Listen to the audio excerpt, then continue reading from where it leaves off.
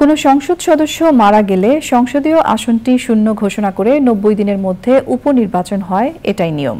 কিন্তু সংসদ সদস্য আনোয়ারুল আজিম আনার হত্যাকাণ্ডের পর আবিষ্কার হলো আসন শূন্য ঘোষণার জন্য একাধিক কারণ বলা থাকলেও মৃত্যুর কথাটি সংবিধানে নেই।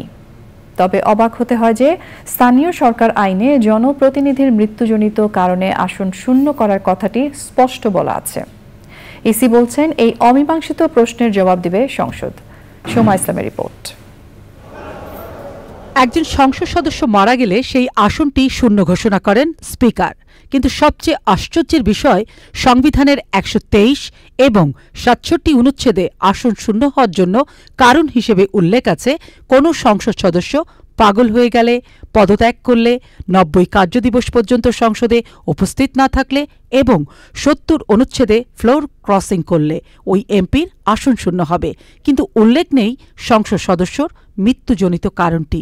এই বিষয়টি সামনে আসলো হত্যাকাণ্ডের শিকার ঝিনাইদহ ৪ আসনের এমপি আনোয়ারুল আজিমের আসনটির ভবিষ্যৎ নিয়ে কমিশনার মোহাম্মদ আলমগীর তন্ন তন্ন করে সংবিধানের কোথাও খুঁজে পেলেন না মৃত্যুজনিত কারণে আসন শূন্য ঘোষণার কথা।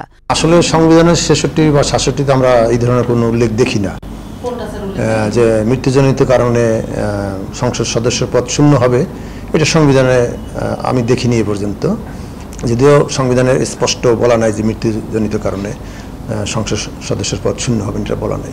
এটা কেন উল্লেখ করা হয়নি এটা তো আমি বলতে পারবো না। এটা আপনার জাতীয় সংসদের সচিব সাহেবকে জিজ্ঞাসা করবেন বা ওখানে যারা মাননীয় সংসদ সদস্য আছে ওনাদেরকে জিজ্ঞাসা করলে ওনারা হয়তো বলতে পারবেন। এখন প্রশ্ন আসতেই পারে, যেহেতু আনোয়ারুল আজিমের মরদেহ কিংবা ডেথ সার্টিফিকেট পাওয়া যায়নি, তাহলে কতদিন ঝুলে থাকবে ঝিনাইদহ ৪ আসনের উপনির্বাচন? উনি মারা গেছেন কি মারা যান না এটা তোমরা জানি না, আমরা অফিসিয়ালি তো এখনো কিছু জানি না। স্বাভাবিক মৃত্যু হোক বা অপমৃত্যু যাই হোক না কেন, এটা হলো সংসদের দায়িত্ব।